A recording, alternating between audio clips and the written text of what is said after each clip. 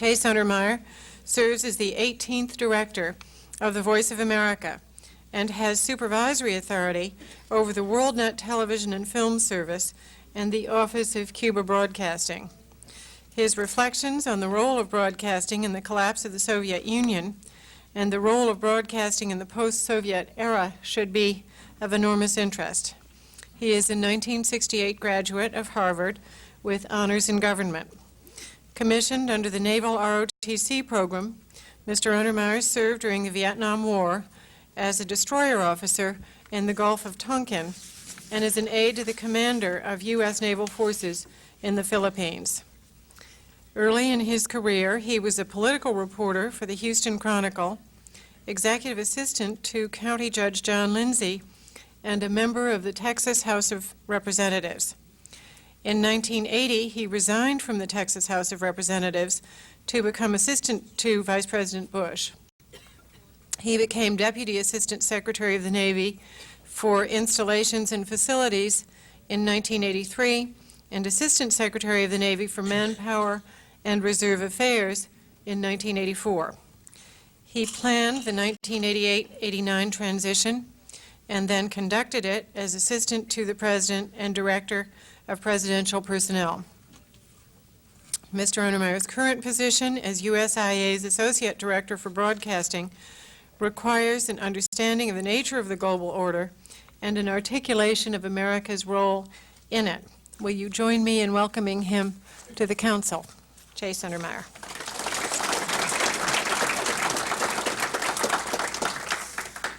Thank you very much, Ms. Riggs, and thank you all for your patience in awaiting the arrival of the train. This was an invitation I've been looking forward to for some time, to get out of Washington, to ride the train, and to come to a place where, thanks to good friends here in Baltimore over the years, I have considered a delight to know. And in talking to people about the pleasures of government service in Washington, I always add on the fact, and Baltimore is only an hour away. I'm sorry today it was about an hour and 45 minutes away.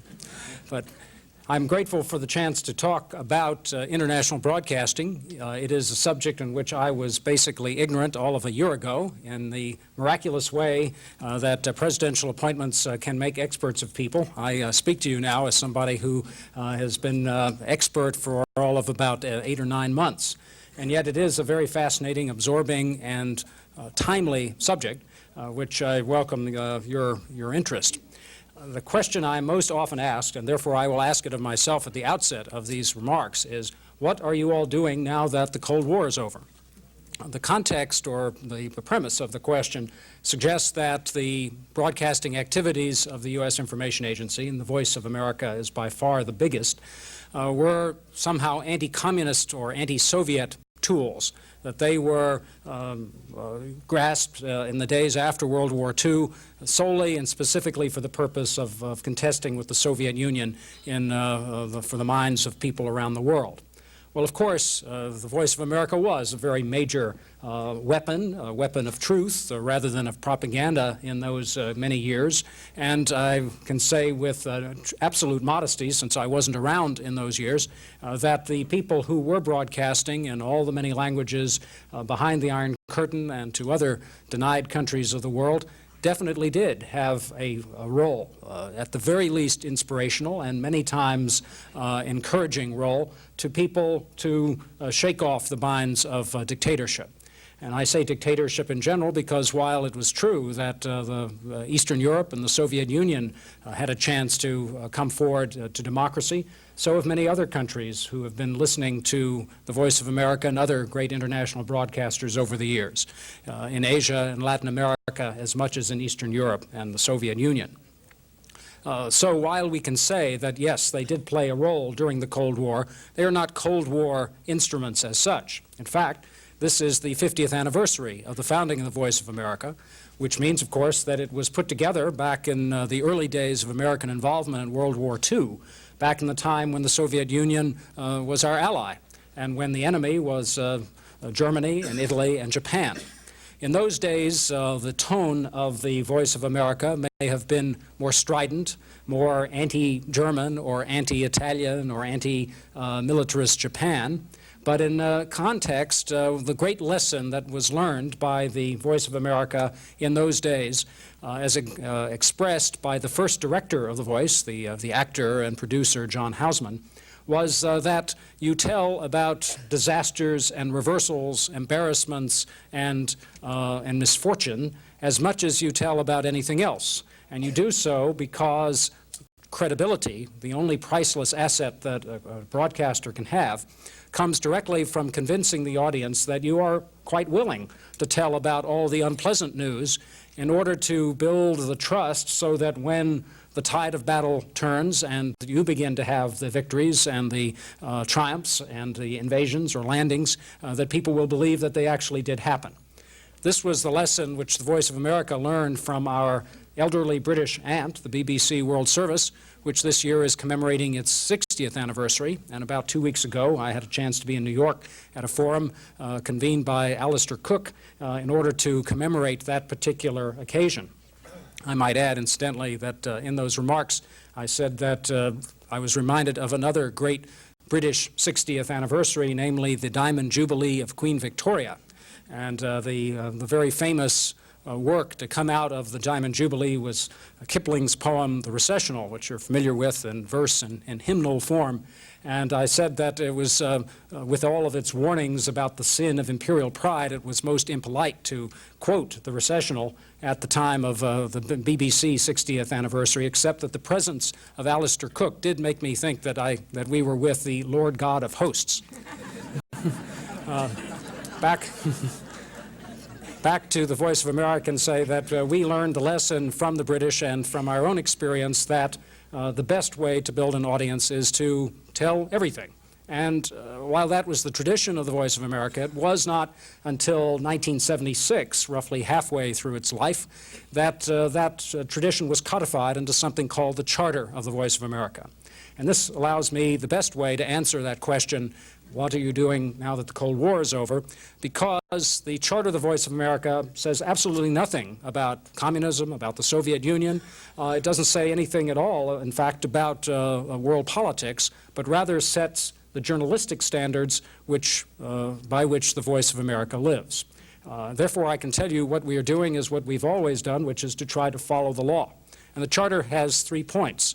The first says that the Voice of America shall be an authoritative source of news that will be, and here is the phrase, accurate, objective, and comprehensive.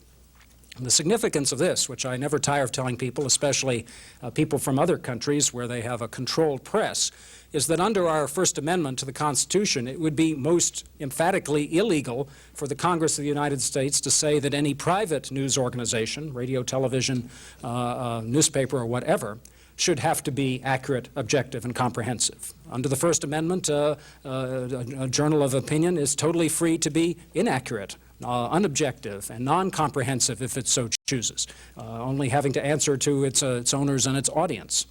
But in the particular of the U.S. government's own international broadcaster, we are indeed compelled to be accurate, objective, and comprehensive. This is enforced not so much by the power of the law as by the professional ethics of the very highly trained, highly skilled, and quite justifiably proud group of journalists who work at the Voice of America. There are, I might add, about 1,800 people who are in the building on Independence Avenue where we operate. Many of those are journalists, many of the rest are technicians and editors, researchers, and the like. But they all live by the code of being quite proud of their work without apology to any private organization. Many times they do have to defend themselves because there is the sense amongst their own brethren in journalism, let alone their neighbors or anyone else with whom they come in contact, that they are somehow propagandists or mouthpieces for the U.S. government. I'll get eventually back to the part of our charter that speaks to that, but I can say emphatically that the requirement that the Voice of America in its news presentation be accurate, objective, and comprehensive is enforced by the standards and watchfulness of those journalists.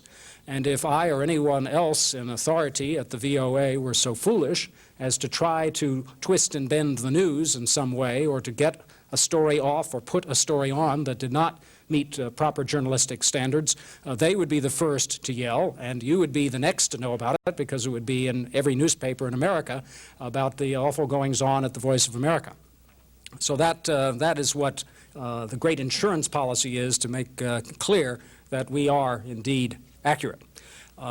Any great news organization does make a mistake from time to time, so that we do not say that we are somehow different from any other news organization, but we must always come back to that point. The second part that the Charter says that the Voice of America must do is to be a reflection of the United States, to tell the story of America, and not just any one part of America, but all of it, and to tell about American life and institutions. This is a very broad subject, and under it we not only tell of every aspect of American life, such as, for example, the sociological, political, racial, or economic background to the disturbances in Los Angeles a couple of weeks ago, but also to have American music, country music, rock and roll, jazz, classical music, the other forms of cultural activity that we have in our nation, as well as pieces you might call Americana, of folk art, traditions, history, and the rest. The third part of the Charter that speaks most directly to us as an international broadcaster of the United States is that we are to tell of the foreign policy of the United States in an effective way. But the Charter goes on to say that we will also have responsible discussion of that policy.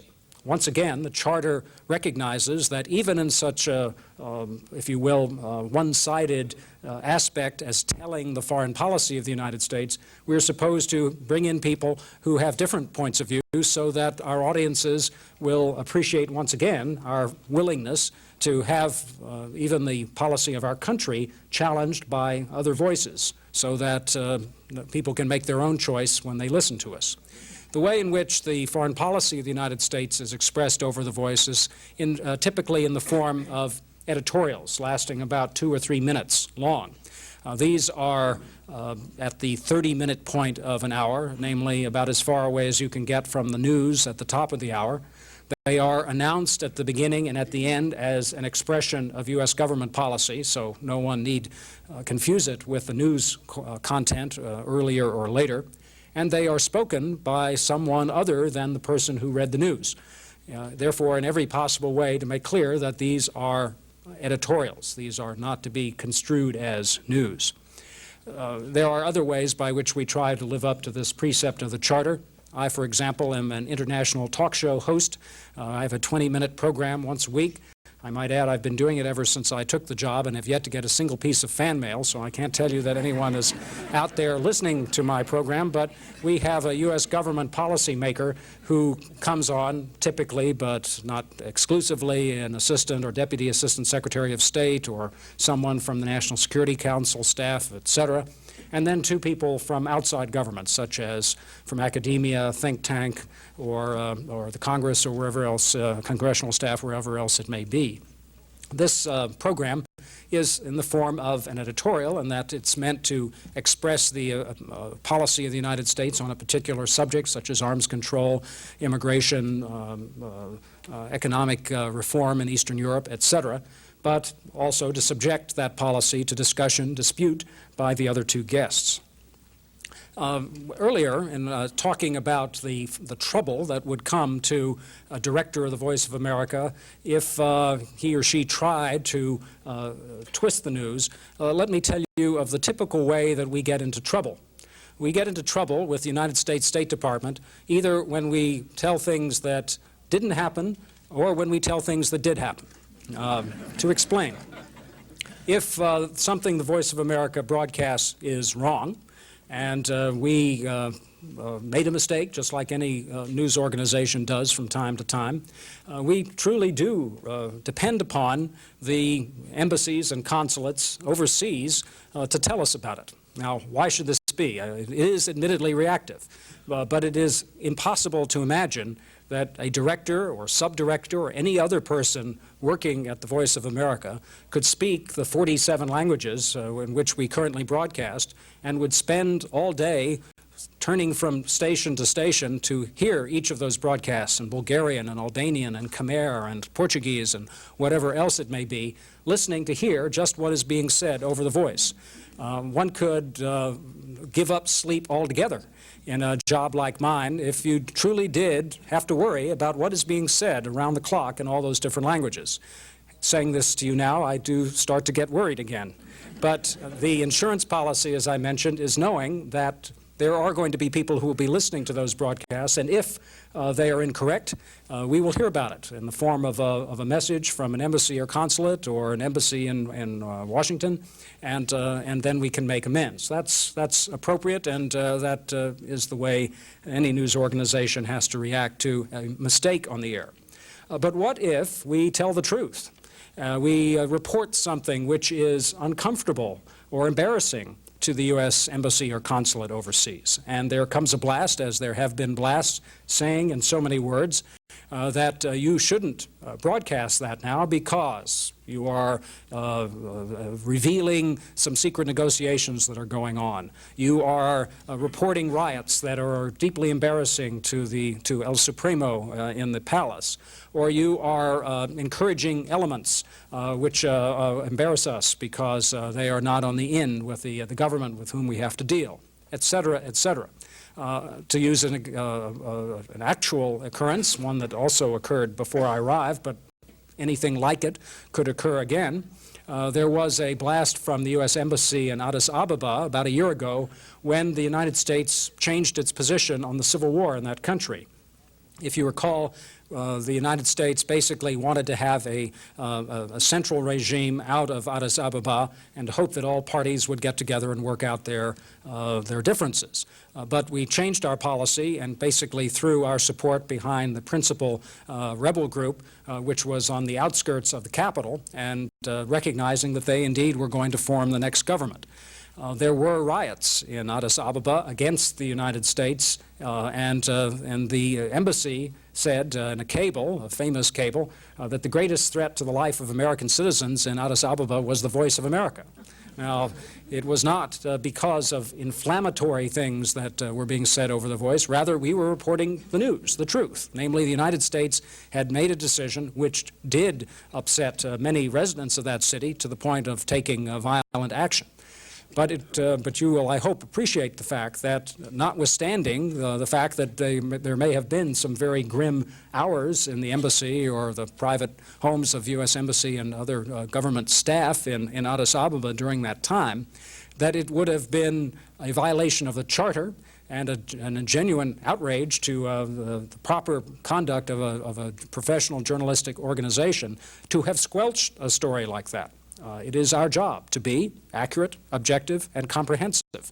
When the embassy reports that news back to Washington, it becomes the duty of whoever is there. It hasn't happened to me yet. It will happen to me at some point or another to have to deal with the people in the State Department over this particular matter.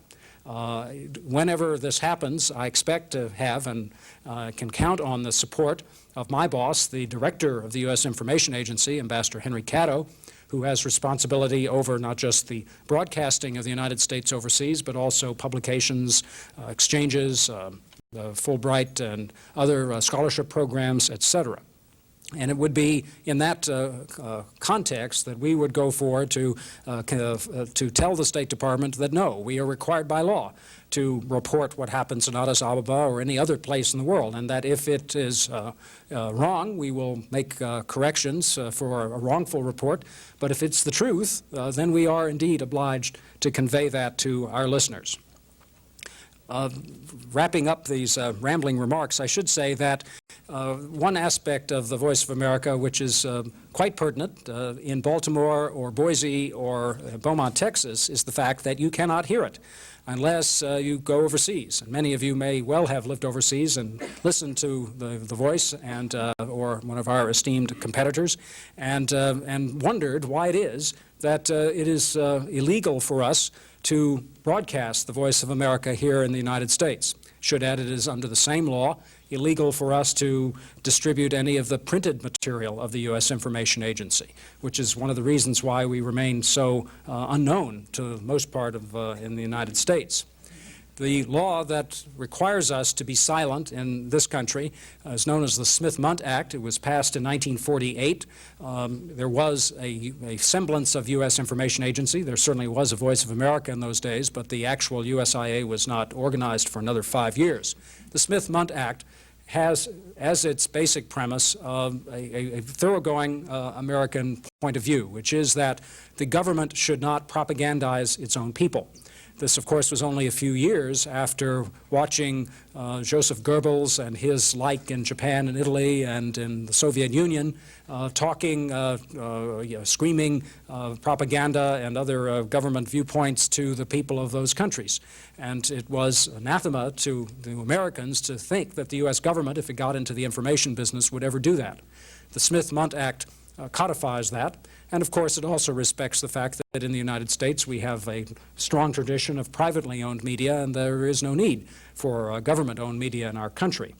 Nevertheless, the Smith-Mundt Act does require us to have to go to the Congress each time we need, if we would like, to, for example, have a film that we produce seen on public television.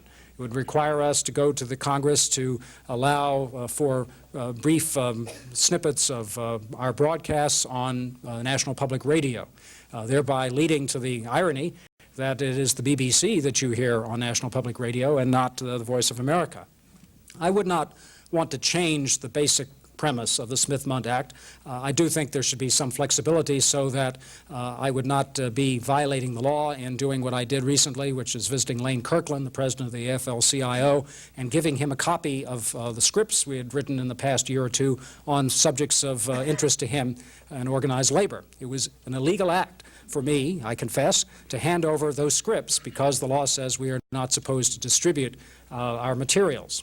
Happily, to date at least, the AFL-CIO has not reprinted those and said where they got them, but it would not be illegal for them to print it, just like it would not be illegal for you to have a shortwave radio and tune in and hear the Voice of America, which you can do because of an effect that there is an effective back transmission from our facilities in North Carolina, Ohio, and California, so that you can indeed hear the Voice of America. It's just that we are precluded from trying to have it heard here or to actually broadcast it. In summary, before I get to your questions, I should say that the world of 1992 is a much happier one from the point of view of democracy than if we had been meeting 5 or 10 years before. There have indeed been the changes in Eastern Europe and the Soviet Union and other countries. The hammer and sickle is down from the walls of the Kremlin. Communism as an ideology is discredited and hanging on under assault in its remaining bastions of China, Cuba, Vietnam, and North Korea. But because, once again, the purpose of the Voice of America is not to be against something, but to be in favor of truth and democracy and the American institutions that we believe the rest of the world should hear about, there is still a mission. It is not the plaintive plea of a bureaucrat in Washington to say that. It has always been the belief of Americans that we do have something to tell the rest of the world. And be it over the airwaves or earlier in printed broadsides or the writings of Thomas Jefferson or the speeches of a Franklin Roosevelt, we very much believed that we had a message to tell the rest of the world that freeing the human spirit in both economic and political contexts is the right way not only to run a country but to have a society. We do believe that, and as long as there is that conviction on the part of the American people and the Congress, then the United States Information Agency in general and the Voice of America in particular will be there to give that message. It doesn't require a commissar in Moscow in order to provide that rationale. Unfortunately, the mind of man is quite inventive when it comes to creating forms of totalitarianism and dictatorship. Even when the day comes that there is no one who calls himself a communist in even Beijing or Havana, Pyongyang or Hanoi, there are still going to be despots around the world in places like Baghdad or Tehran or Haiti who are going to find some way to try to repress their people, to trouble the neighbors, and to keep their own people from hearing the truth about what's happening in the world at large and at home. It is for that reason that international broadcasters, such as the Voice of America, still have a very vital role. It is not overstating the case to say that in countries like Burma, in Haiti, and China and Cuba, and many of the other countries that we've been talking about, we are still the best reliable source of truth about what is happening not only in the world, but next door in their own places where their governments forbid them to find out. That remains to be the mission of international broadcasters, and as much as and as long as we have that as the goal of the United States, to try to bring freedom to other countries in the world, and yes, to tell about our view of the way governments and economies should be run, then we will have that mission. And it is one that I know the men and women of the Voice of America in their 47 languages, broadcasting around the clock, 1,100 hours a week, will continue to fulfill. So I thank you, Madam Chairman, for your audience here.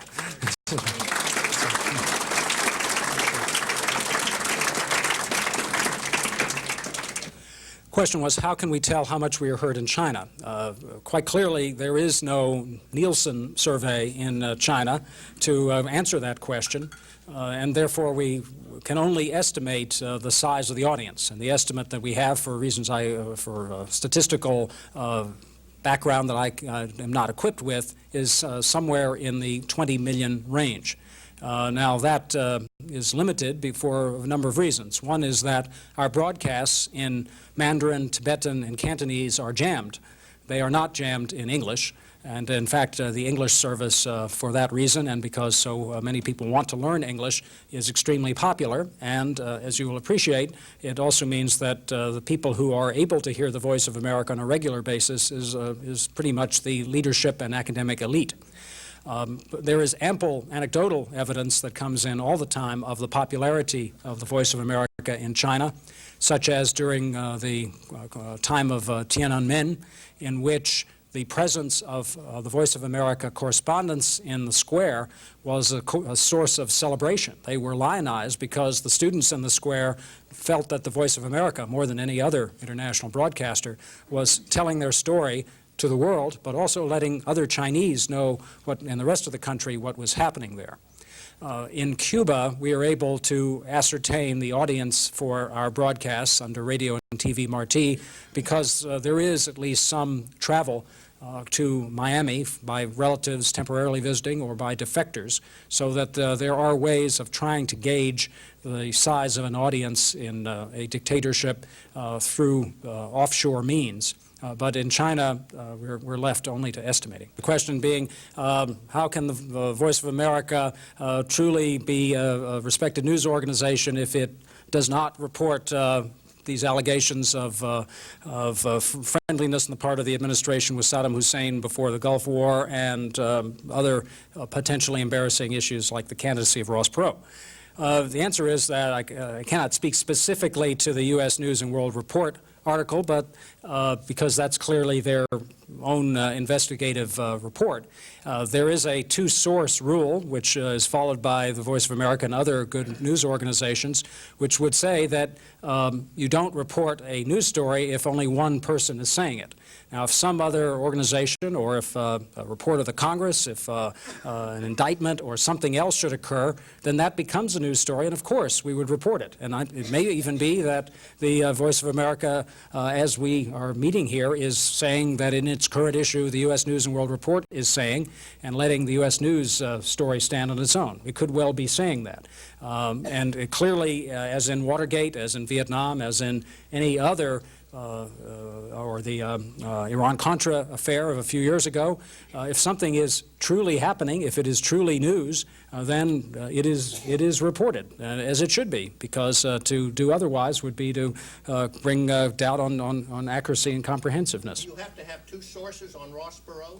And on Mr. Perot, of course, you don't have to have two sources. If a person announces for president, if a person gives a speech, if there's a political analysis done that has to take into account a third-party candidate, then of course we talk about that. But I'd certainly challenge anyone at home or abroad to think that somehow the Voice of America is a campaign organ for the government of the day and would not mention anyone else running. That would be foolish because, of course, our audience depends on knowing the facts. And I know for a fact that our political analysis programs, which feature not just our staff, but independent journalists who are brought in for discussion programs once a week, has indeed been reporting the Perot phenomenon or anything else that would be happening in the campaign of 1992. The question was, how does the Voice of America get its policy directives so that in fulfilling that third part of the charter, we do reflect what that policy is? The answer is that the staff at the Voice of America, which reports to me dealing with policy, does not invent it, does not create it, but very carefully takes those statements by the President, the Secretary of State, the spokeswoman of the Department of State, and other officials, and quotes liberally from them. I'd say the greatest hit that can be given against the editorials of the Voice of America is that they are boring. There is very little spice and liveliness to the typical editorial because it is merely quoting already stated comments and positions of the United States government. Since February, the editorials of the Voice of America have to be screened by the Department of State. And this guarantees that those editorials are accurate in terms of U.S. foreign policy and that they also are helpful to the foreign policy of the United States. Now, I make that point because this is the tricky part of being an international broadcaster paid by the U.S. government.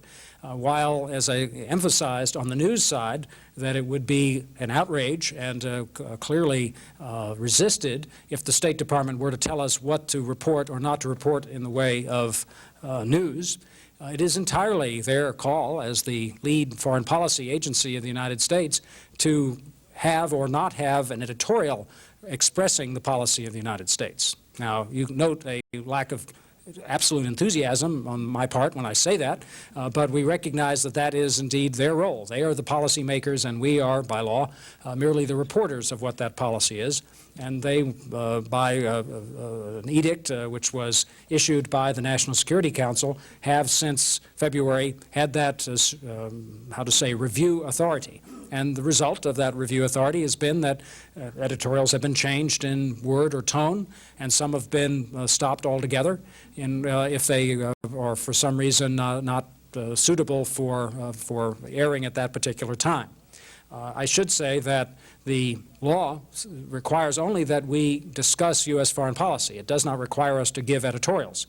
So it strikes me that out of the current review process might come some other means of expressing U.S. foreign policy other than in rather anodyne 2 or 3 minute long editorials that require committees to convene in the State Department to approve them. I think we can do that without having to have that degree of editing by ever greater numbers of editors. Yes, sir. Could you make a prediction on the future of Radio Free Europe and Radio Liberty?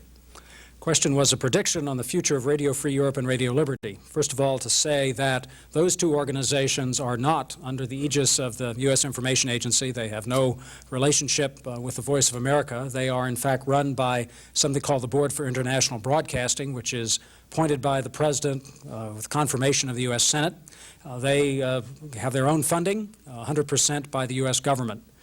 The President in 1990 appointed a commission headed by John Hughes, former director of the Voice of America and later editor-in-chief of the Christian Science Monitor, to look into the various international broadcasters of the United States, in particular to answer the question whether there should be a single broadcaster, assuming that with the end of regimes in Eastern Europe and the Soviet Union that the day was coming to a close for Radio Free Europe and Radio Liberty.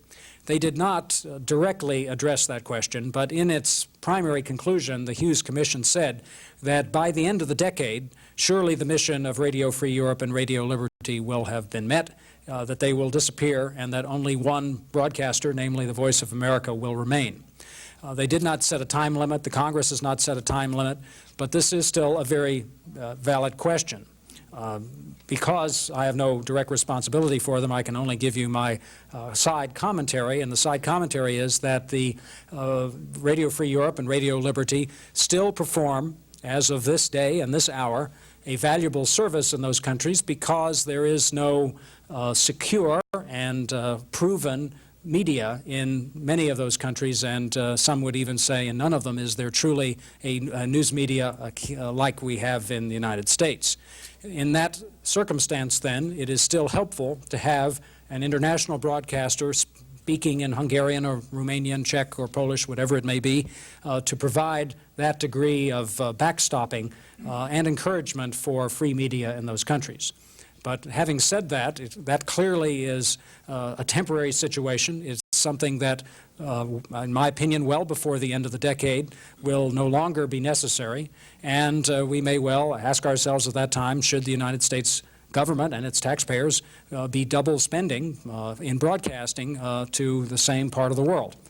There are differences in emphasis, and I should have said at the outset that what Radio Free Europe and Radio Liberty, as well as Radio and TV Marti are what is known in the international broadcasting trade as surrogates. That is, they act for the radio and television stations that do not exist in a dictatorship.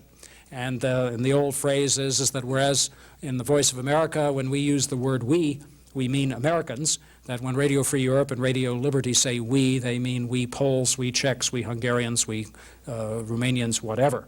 That degree of surrogacy, if you will, for a broadcaster is happily no longer necessary, or soon will be no longer necessary in at least the northern tier of Eastern European states. And at that time, it will be clearly up to the Congress and up to the National Security Council to decide at what point we can say, well done, faithful servant, and turn off the transmitters. The question is, do we take into consideration the local culture, psychology, consideration of the people in the nations to which we broadcast? The answer is yes. The speakers on our programs, for the most part, are from those countries. Very, very rarely do you find a broadcaster in one of our 47 languages who is not a native of that country, and sometimes they are still citizens of those countries working in the United States under special visa arrangements. The touchiness that may be implicit in your question is that notwithstanding local sensitivities, cultures, and traditions, we are still obliged by the law to be accurate, objective, and comprehensive. And that does require careful writing so that we are still broadcasting the truth. But it is clear that there are certain cultures that, for example, find the idea of the equality of women to be incomprehensible or repulsive. Yet that is something that we believe in the United States, and we talk about it, and we tell about developments in our country and elsewhere in the world in that particular and so many others.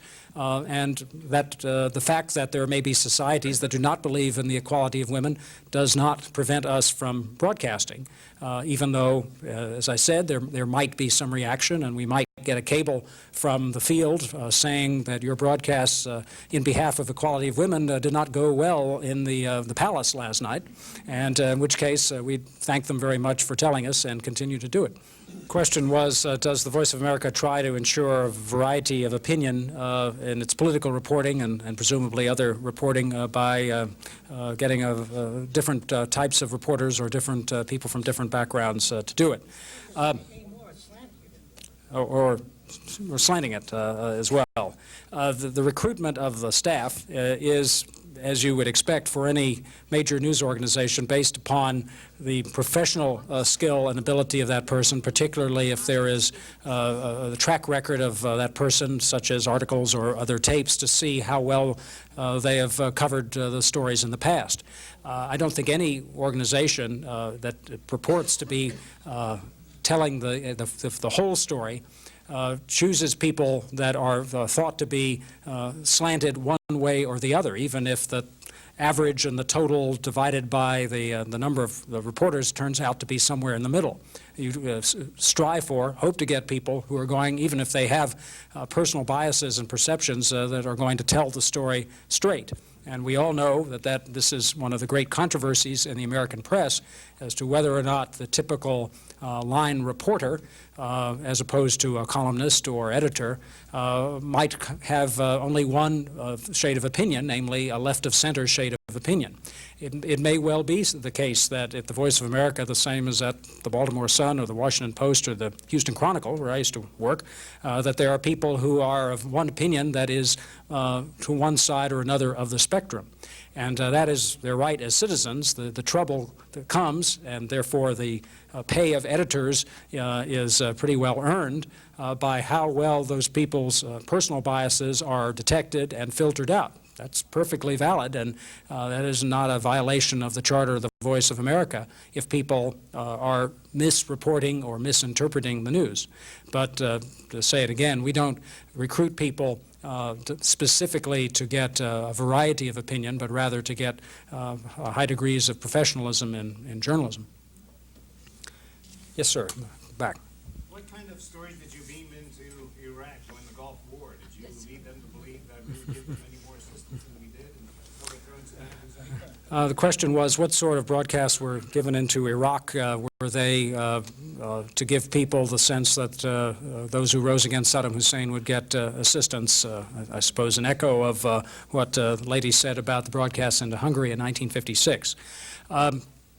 That was before my time, so I cannot say that I can say specifically, but I do know that the criticism that came of the Voice of America during the Gulf War was that we were being, if you will, too accurate and too comprehensive, namely in allowing the voices of ministers of Saddam Hussein's government or ambassadors of Iraq or stringers, reporters on the scene in Baghdad, from which we did continue to get reports, would be able, if you will, to give the Iraqi side of that conflict. No, there were no messages, I've not heard it alleged, I didn't even hear it reported during that time, of encouraging people to rise or giving them any thought that U.S. military assistance would be there in the event there were such actions.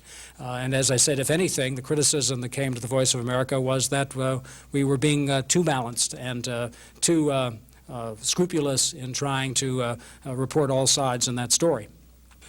The question was, does the Voice of America have any role to play, any broadcasts with our supposed friends in Western Europe? And the answer to that is that several years ago, the specific broadcasts to Western Europe were dropped as, I suppose, a budget-cutting device or in recognition that there were other means by which peoples in those countries could get the news of the United States and not through the Voice of America.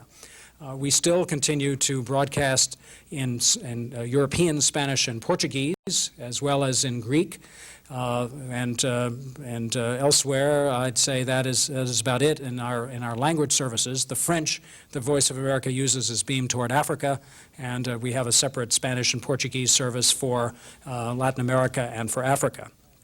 But there is something in the past few years that has come along called VOA Europe, which is a specialty sort of broadcast. It operates almost like a radio station within our many radio stations.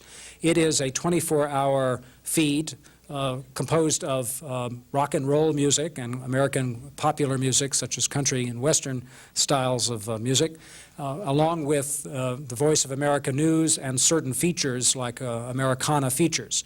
This is available to FM stations in Europe, and the most popular recipients of these are in Italy and Germany, and some also in Austria. And they are able to take this at no charge. There are gaps in the broadcast hour which they can use to sell commercials. So that it is a free service. We don't sell advertising ourselves, but we do make this feed available to them. And it has proven quite popular. It's not just in Western Europe that it's used. In fact, VOA Europe is by far the most popular radio station, foreign or domestic, in Bulgaria. and with listenership estimated at something like 70%. And I might say that that is broadcasting in English. It's only recently that we have started recognizing this enormous market share that we have in Bulgaria, that we've been able to convince the station in Sofia, which is carrying VOA Europe, to carry our Bulgarian news service, so that there will be some Bulgarian spoken over VOA Europe. I might add that the place that is extremely difficult to get VOA Europe is France, because of the thought that American rock and roll and country music is a great insult to la culture française, and that cannot be abided. So it is extremely difficult for any FM station in France to get permission to broadcast VOA Europe. As the gentleman who is on the staff of Congresswoman Bentley mentioned that she has introduced legislation, also supported by a number of other members of the House and Senate, both parties, to have what is alternately called a Radio Free China or Radio Free Asia, a surrogate system which would broadcast into China, but also other dictatorships of Asia, such as Vietnam, North Korea, Burma, Laos, Cambodia as well. And the question is whether in the debate valuable time is being lost in trying to bring messages to the people in those countries of encouragement or hope of a better day.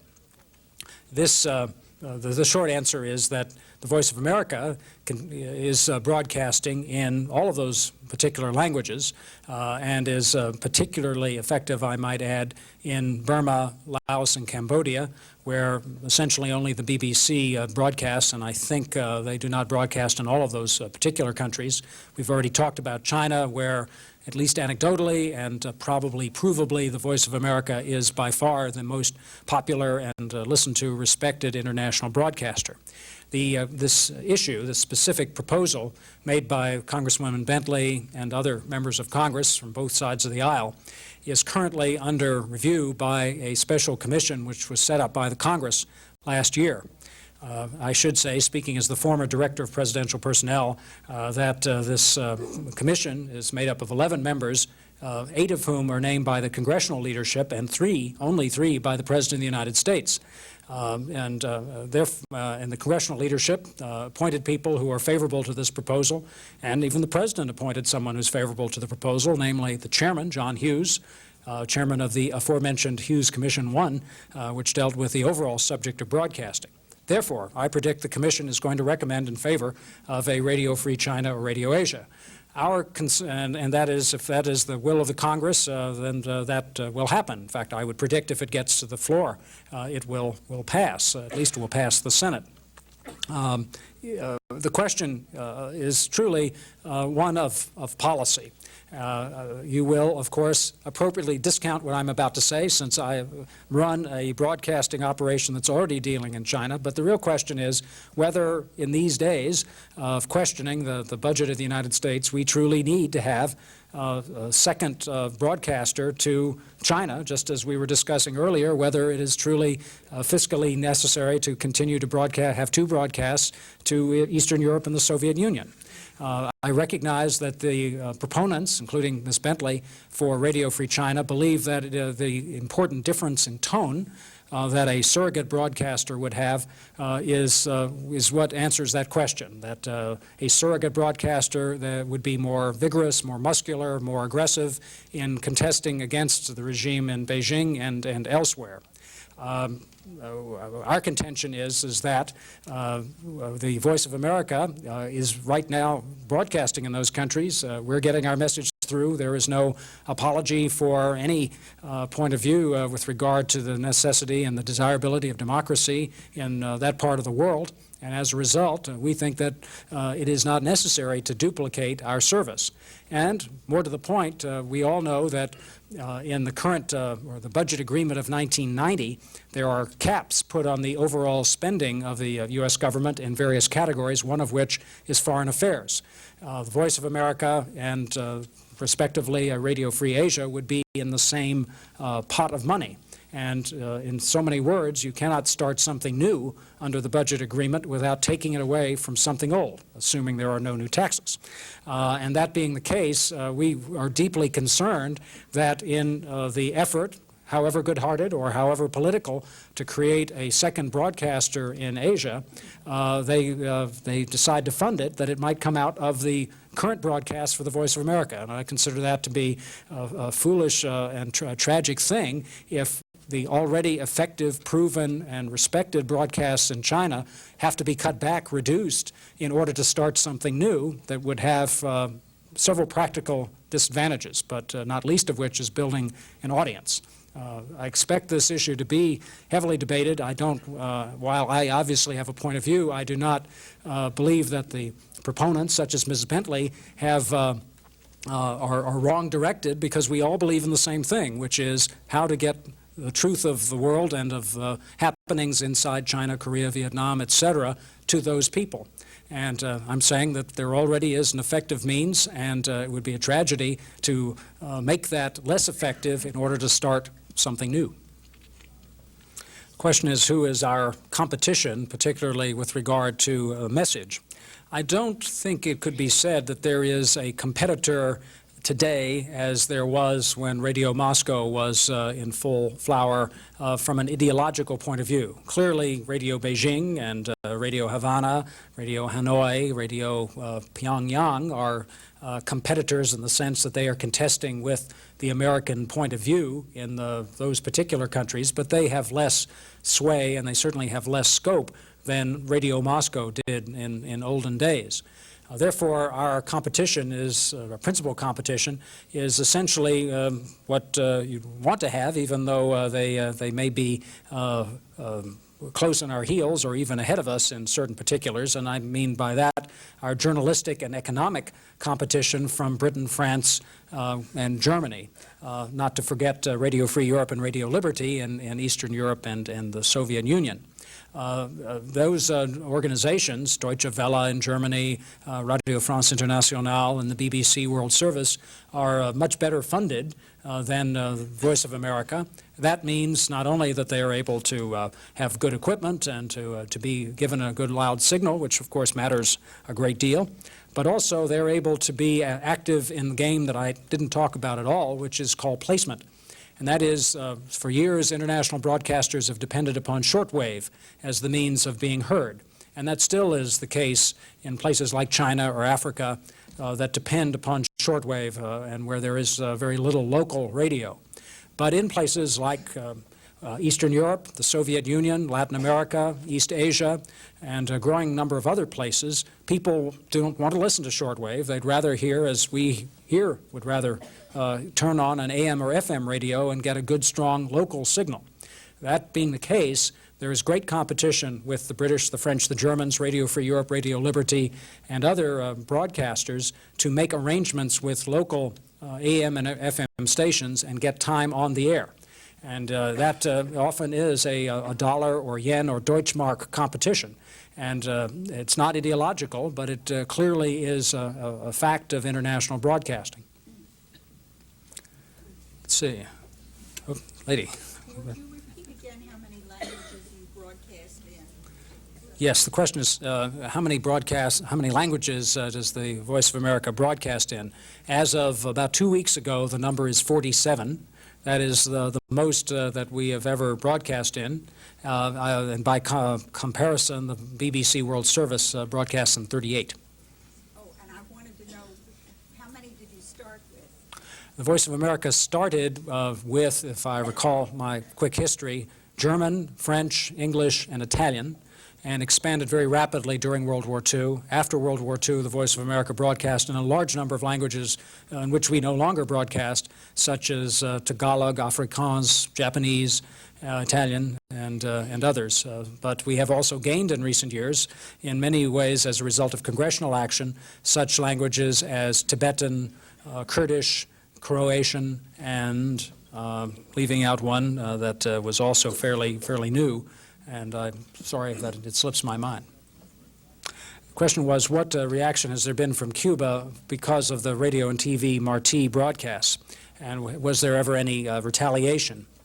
The reaction of Cuba for both radio and television has been jamming, either the traditional sort of jamming of sending out an irritating, overriding signal, or by what is called counter-broadcasting, which is putting up a test pattern or some other television program. And under the rules of international procedure on broadcasting, if you cannot interfere with another country's broadcasts, and if so, then we have to leave the air. We broadcast in both television and radio. The television, TV Marti, is jammed. And Radio Marti, shortwave gets through, but the AM or medium wave is counter-broadcasted. And yes, from time to time, usually as a result of a specific increase in tensions between the two countries, the Cubans will often turn up the juice on their transmitters and interfere with a radio station broadcasting on the same frequency in West Virginia or Iowa or some other place, which is one of the reasons why the National Association of Broadcasters was very nervous and in opposition to having such broadcasts to Cuba, because they feared that would be the reaction that Fidel would take. But for the most part, it is confined only to the waters of the Florida Straits. I'll defer to the chairman here. Yes, I think we're going to have to, unfortunately, end our session simply because we try very hard to end by 10 minutes after, and because of our late start, we've extended that a bit. So we certainly want to thank you for what I have no reason to believe was not accurate, objective, and comprehensive, but wasn't boring as your editorials are, apparently. And it's been a thoroughly enjoyable evening. We thank you very much for being with us.